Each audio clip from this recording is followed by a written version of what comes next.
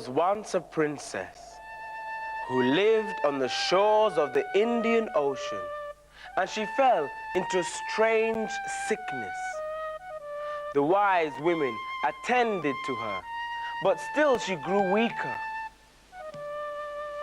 There is only one thing that can save her, said one of the women.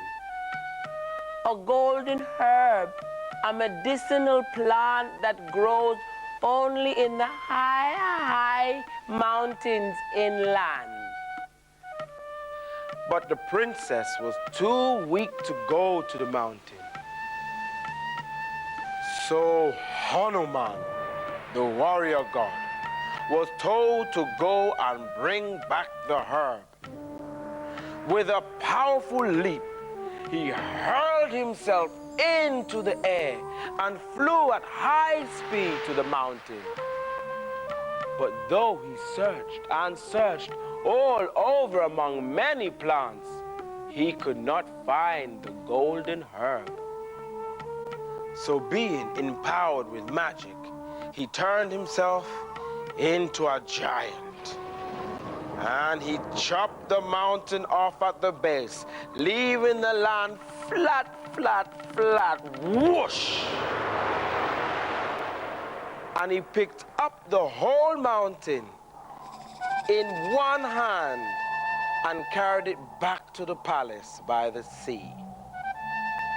And the wise women, they took the golden herb from the mountain and cured the princess. And as for the mountain, Hanuman threw that into the sea.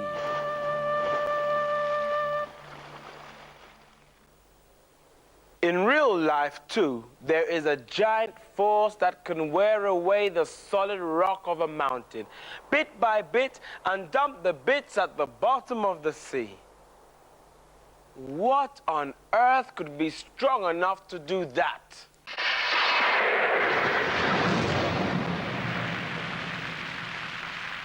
The weather is the gigantic power that brings mountains down. Water, blazing sun, freezing ice, and howling wind.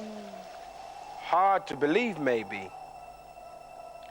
The weather's going to need an amazing amount of energy to do all that work. Well, the weather's got a lot of energy. And that energy comes from our sun.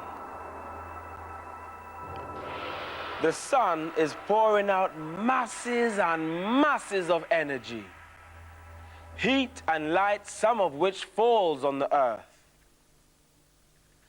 From the Inuit people in the Arctic to the Ashanti people down here near the equator, we are all lit by the same sun.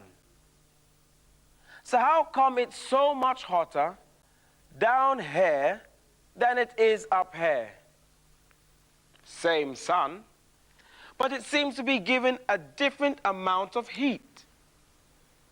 Strange. To make sense of things, imagine, say, a Vulcan space cruiser. A spaceship so huge that it blocks out all the light from the sun.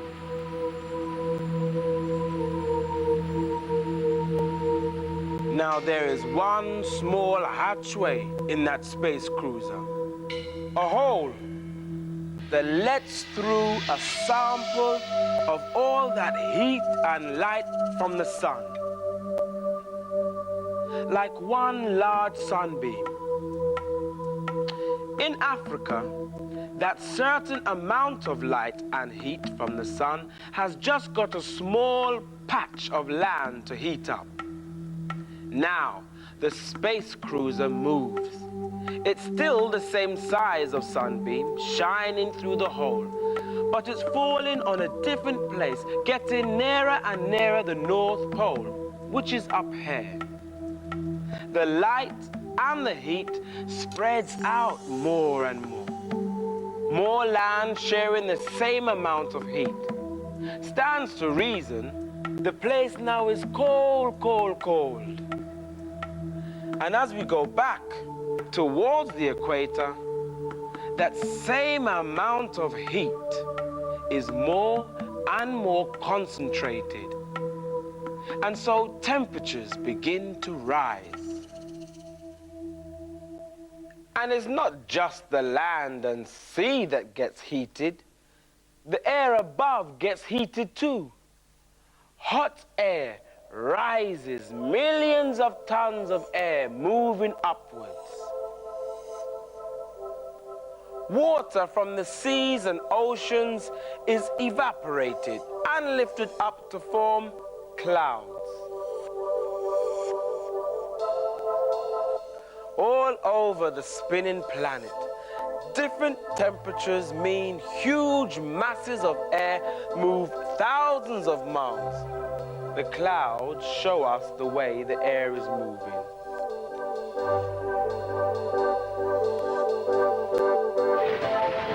And clouds bring rain. And the rain brings the death of the mountains.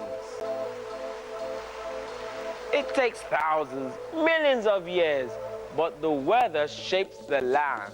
The rain and the ice and the wind destroys the mountains and shapes the land.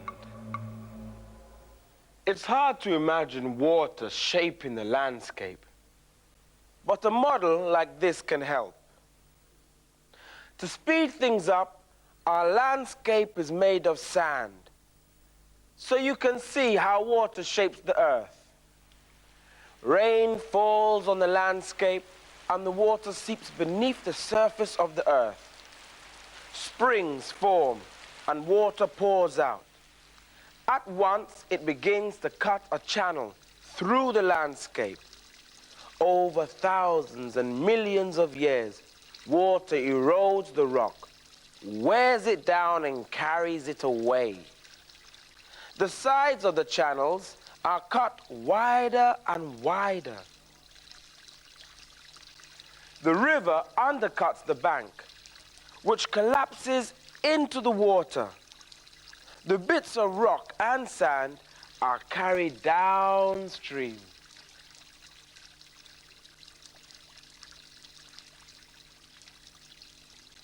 The valleys grow wider and wider. More and more rock is worn away. The rock and sand and silt ends up deposited in layers in the sea. Time passes and different layers are laid down. The pressure builds up on the lower levels, and in time the layers harden into solid rock. And scientists today can tell the stories of rock. Remember the rocks of fire they call igneous rocks? Like granite. The rocks lay down beneath the sea they call sedimentary rocks. Sometimes with skeletons of dead sea creatures fossilized in the rock.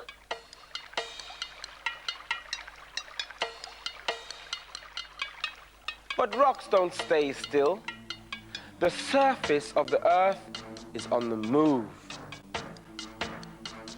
And underground, some of the rocks are changed by the unbelievable heat and pressure. And the rocks that have been heated and squeezed and changed, they call metamorphic rocks, like slate and marble. The mysteries of rocks have been known to humankind for thousands of years.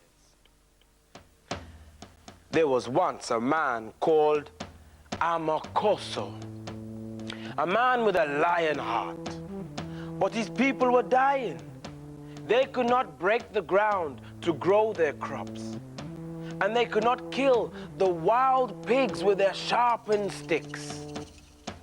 So Amakoso climbed to the sacred mountain. And at the top, he closed his eyes in deep meditation, wondering what he should do. And when he opened his eyes, he held in his hands a rock. And the rock spoke to him, saying, "Break the rocks, break the rocks, for inside rocks you will find the story of the wonders of earth's creation." And Amakoso broke the rocks around him. Many rocks, many different rocks. And he saw rocks with crystals, rocks laid down in the layers of time, rocks that had been squeezed and changed deep in the earth. And the rock said, "Break the rocks. Break the rocks and shape them." And he broke the rocks again and again and saw that rock could make a plow to break the earth, or it could make the sharp point of a spear. And Amakoso came back down to his people with this knowledge. And they were the first scientists to use rocks to make weapons and tools to build a civilization. The great civilizations built their monuments from rocks, like the African scientists and builders who created the pyramids and the ancient cities of Egypt. And today, we use rocks everywhere. Some buildings are made from rock, building stone like sandstone and limestone. Other buildings are made from bricks, which in turn are made from a rock called clay. The roof might be made of slate or of tiles that have been made from clay. Even the glass in the windows is made from rocks, sand, and limestone.